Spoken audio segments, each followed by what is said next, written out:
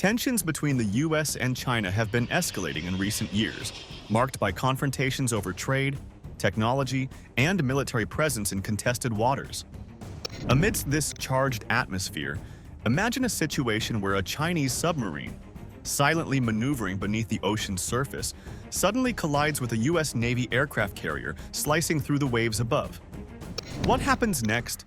How does the world react when these naval giants clash beneath the sea? Join us as we uncover the shocking realities of what happens if a Chinese submarine collides with a US Navy aircraft carrier. For decades, the US and Chinese navies have navigated a delicate dance, balancing tension with cautious cooperation, as both nations vie for influence, particularly in the Pacific. To understand the roots of this competition, we need to look back to the end of World War II. With Japan defeated and its imperial fleet destroyed, the US Navy emerged as the unrivaled maritime power in the Pacific. No other nation came close to challenging the dominance of American naval forces. For decades, the Pacific Ocean was virtually an American lake, allowing the US to project power across Asia and beyond. But that all began to change in the late 20th century. After decades of focusing inward on economic development and recovering from the Mao era, China embarked on a massive military modernization program. The centerpiece of this transformation? Its navy. In the 1990s, China's naval expansion was still in its early stages, but it was already clear that Beijing had aspirations far beyond its coastal waters. The first significant test of this growing naval rivalry between the US and China came during what is now known as the Third Taiwan Strait crisis in 1996. Taiwan has always been a flashpoint between the US and China. Since the Chinese Civil War, when the nationalist government of Chiang Kai-shek fled to Taiwan after being defeated by Mao Zedong's communist forces, the island has maintained a precarious position, claiming its own sovereignty while China insists it is a breakaway province. The US, while not formally recognizing Taiwan as an independent nation, has long supported it as part of a broader strategy to contain the spread of communism and maintain stability in the region. In 1995 and 1996, tensions between Taiwan and China spiked. Taiwan's president, Lee Teng-hui, made a series of moves toward greater international recognition, which infuriated Beijing. China responded by conducting military exercises and firing missiles into waters near Taiwan, hoping to intimidate the island and send a message to the world. It was a clear show of force, signaling that China was no longer willing to accept US dominance in the region without protest. The US responded with an equally bold statement of its own. In March 1996, then-President Bill Clinton ordered 2 US Navy aircraft carrier groups into the Taiwan Strait, one of the busiest and most geopolitically sensitive waterways in the world.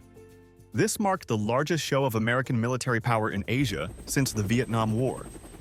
The message to China was clear. The US would not tolerate any threat to Taiwan's security or regional stability. The crisis ended without a direct military confrontation, but it was a wake-up call for China.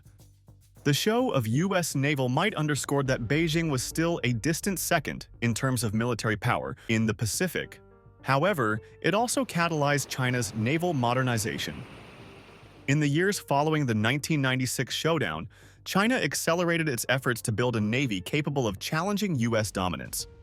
Today, China's ambitions on the global stage have only grown bolder. A pivotal moment in its maritime rise was the commissioning of its first aircraft carrier, the Liaoning, in 2012. This marked a significant shift in the balance of naval power. Originally a Soviet vessel purchased from Ukraine, the Liaoning underwent extensive refitting, symbolizing China's ability to reverse engineer and enhance foreign military technology. The carrier's deployment sent a clear message to the world. China was serious about modernizing its navy and projecting power beyond its borders.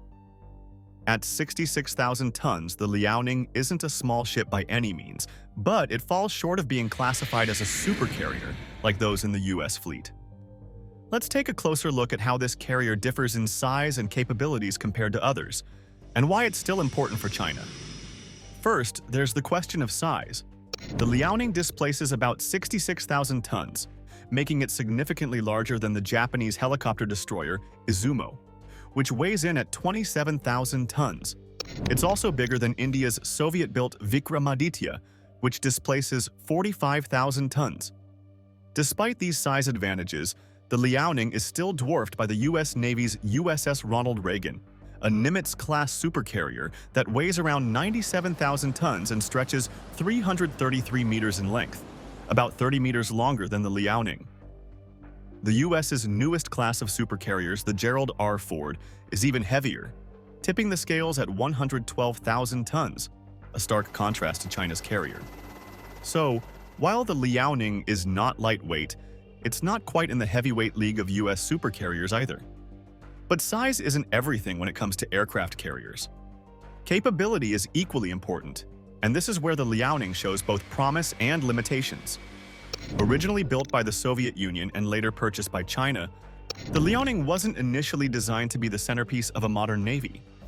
However, China has made significant upgrades to the ship, converting it into a fully operational carrier that can project air power. Yet, there are still notable drawbacks. One of the most significant limitations lies in the ship's power plant.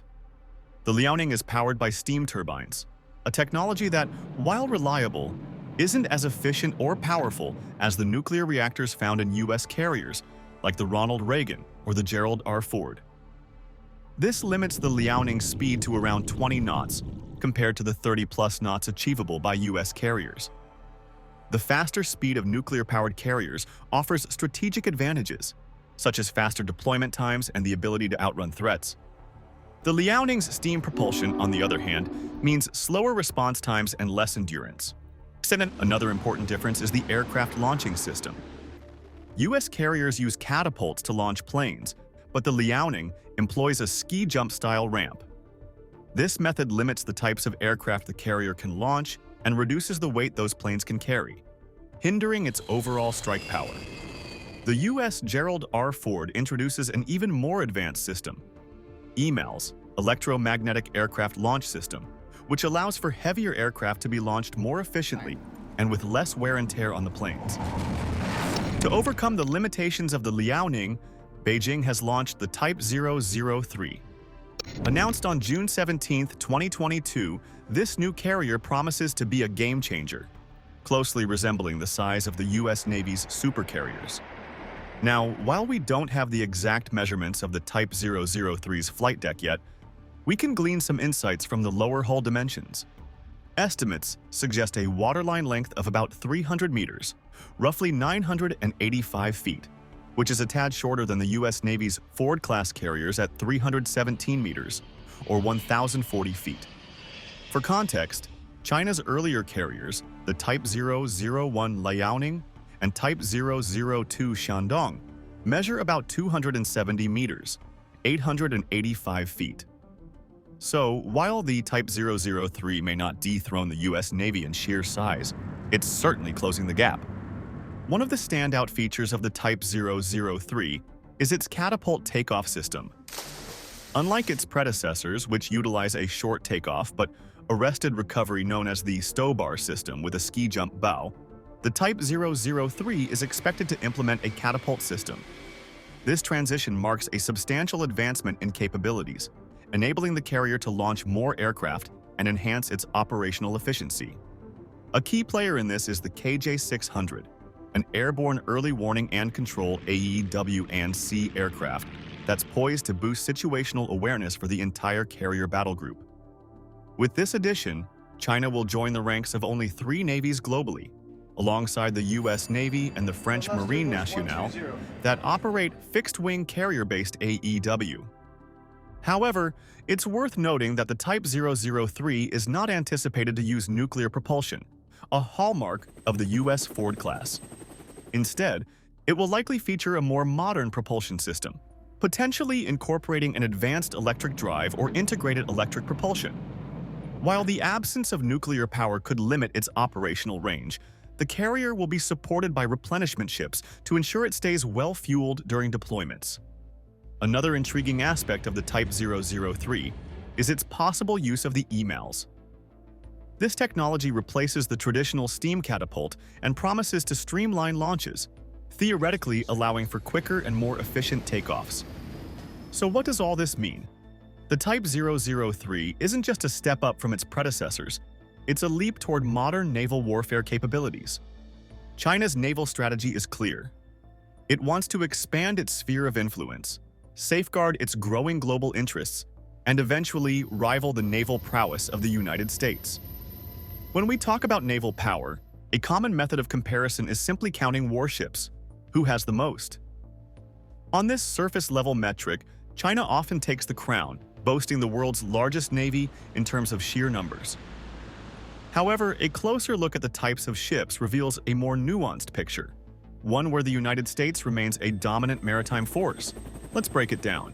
While China might have a higher number of vessels overall, the United States operates more of the types of warships that really matter in high-end naval combat, such as aircraft carriers, destroyers, and submarines.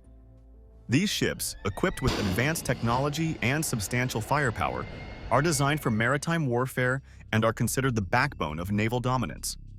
China's lead is mostly in lighter vessels like frigates and patrol boats, which are important, but less suited for long-range warfare or power projection far from its shores.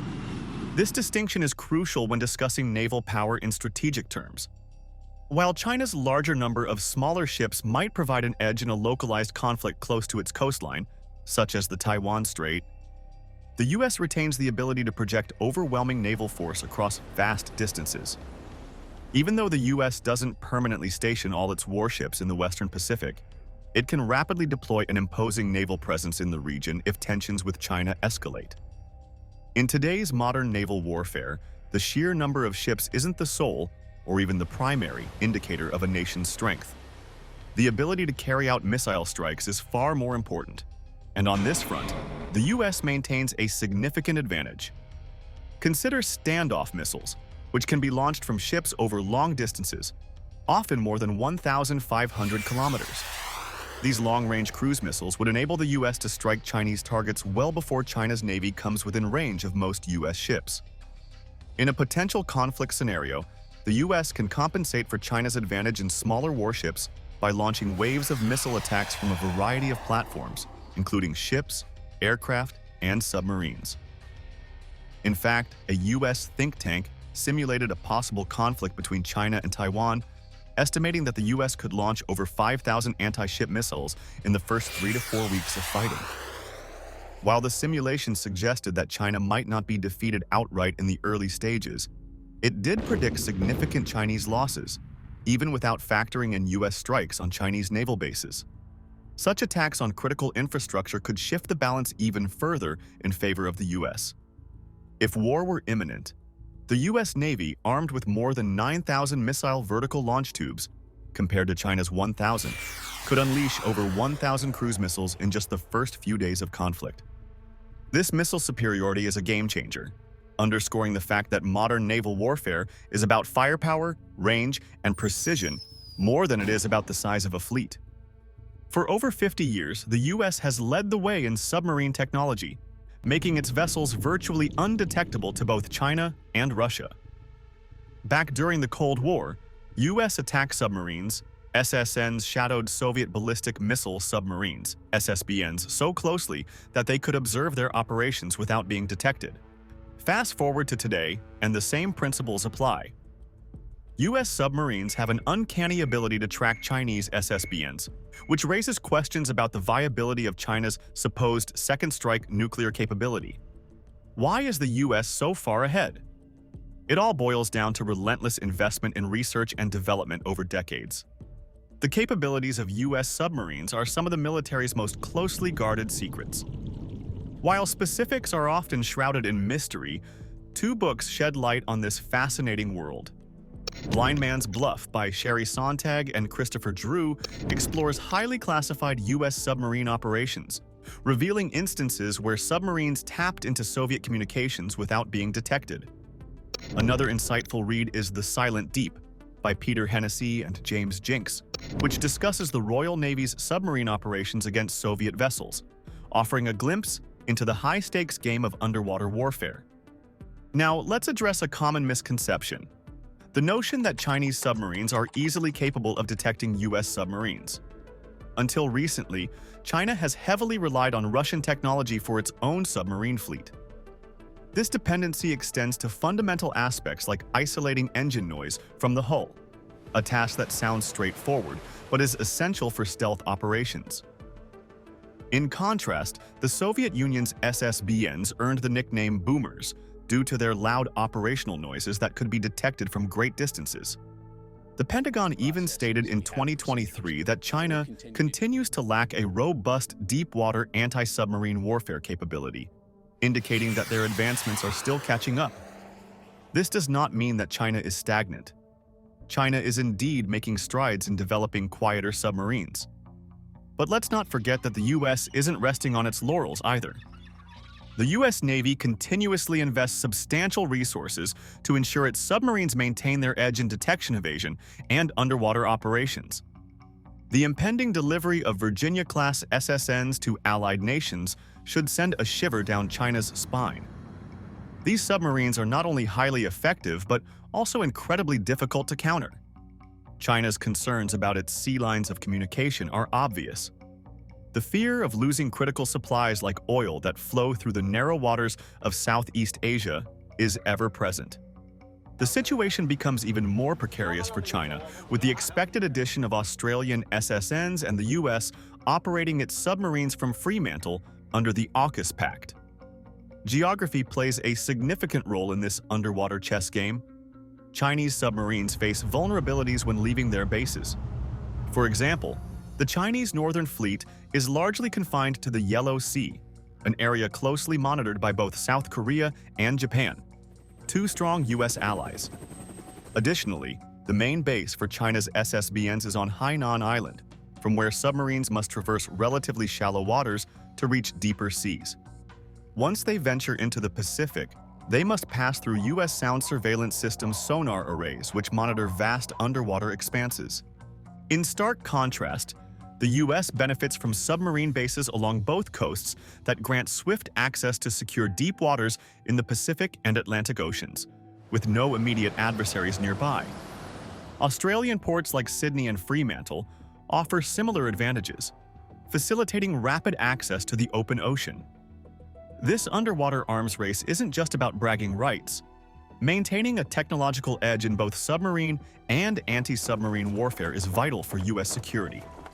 This is particularly crucial concerning nuclear capabilities, where the stability of the nuclear balance hinges on the survivability of US SSBNs.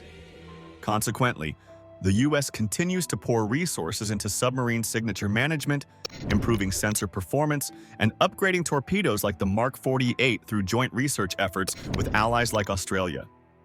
Back in October 2015, an intriguing episode unfolded in the Pacific waters off Japan, showcasing the intensifying maritime rivalry between the United States and China.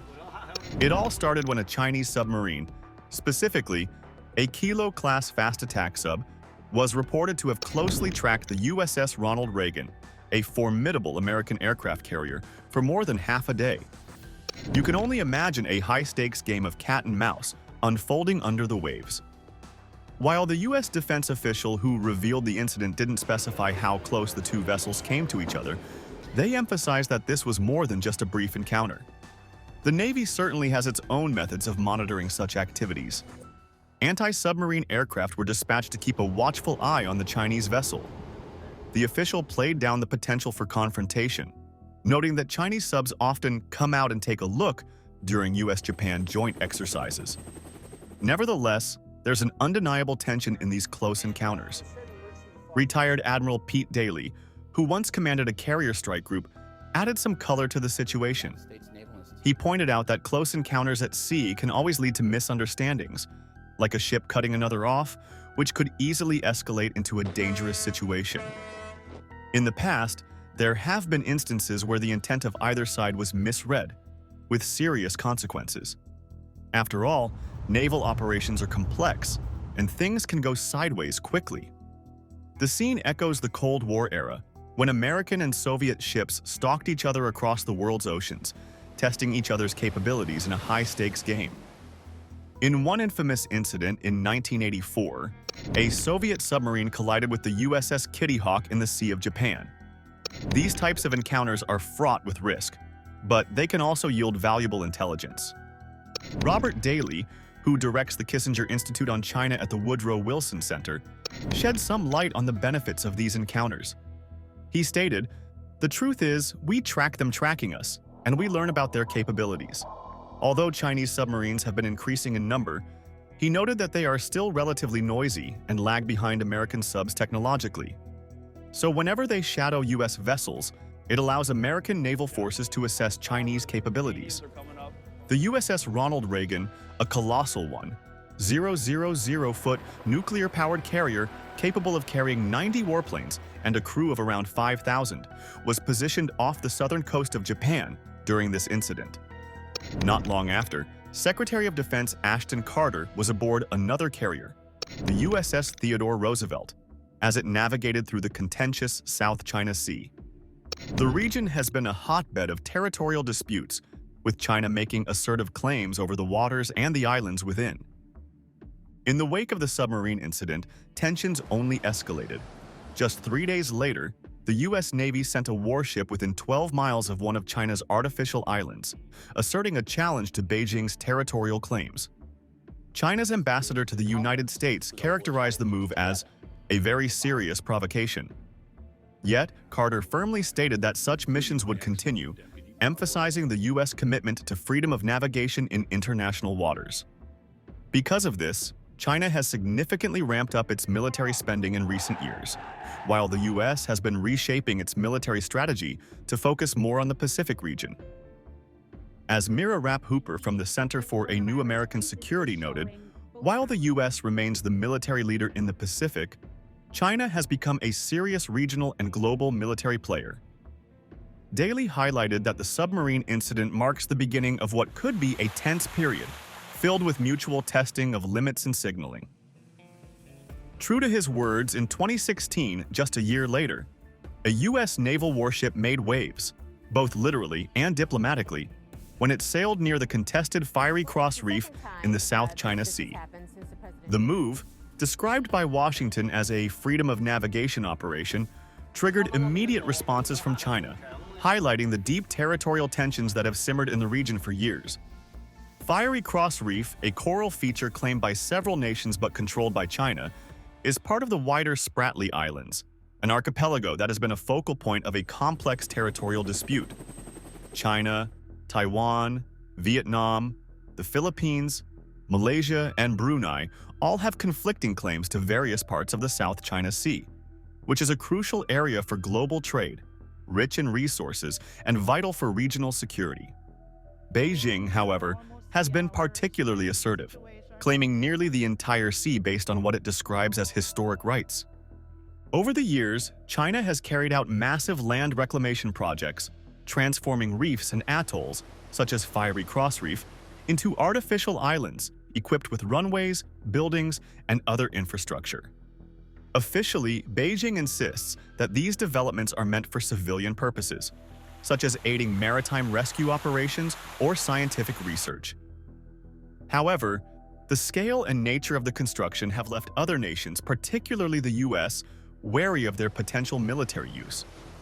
Concerns about the militarization of the South China Sea and its implications for freedom of navigation are central to the ongoing dispute. The U.S. has a long-standing policy of not taking sides in territorial claims, but insists that all countries must respect international law, particularly concerning navigation and overflight rights. This is why, despite not having a direct stake in the territorial claims, the U.S. Navy routinely conducts freedom of navigation patrols to challenge what it views as excessive maritime claims. In this particular instance, the U.S. sent a warship close to the Fiery Cross Reef, effectively challenging China's expansive claims over the area. Unsurprisingly, China was quick to condemn the maneuver.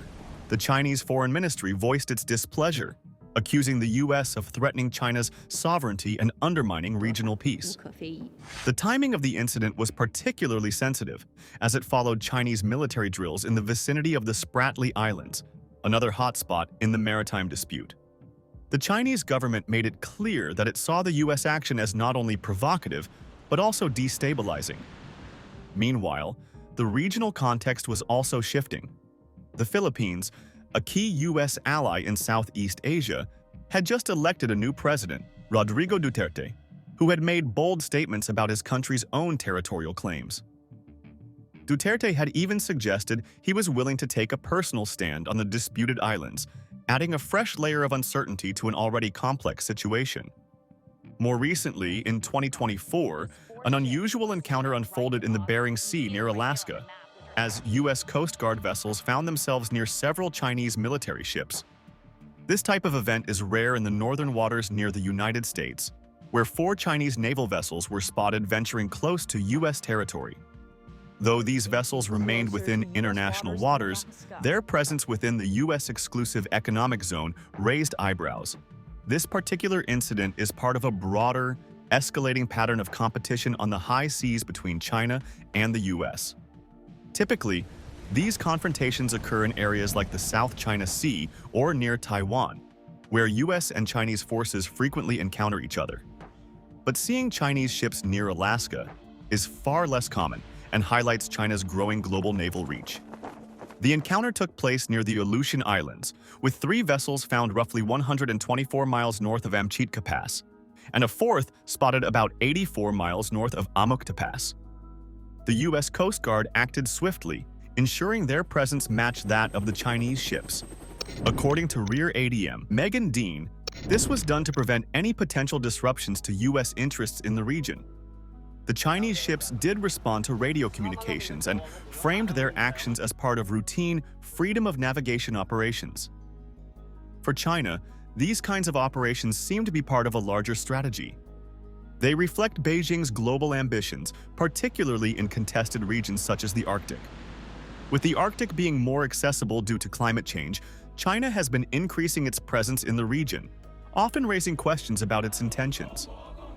Experts believe China's activities near Alaska are likely connected to its broader geopolitical goals. The U.S. has been conducting similar operations in the South China Sea for years, pushing back against China's territorial claims. Now, it seems China may be returning the favor by asserting its own freedom of navigation near U.S. territory.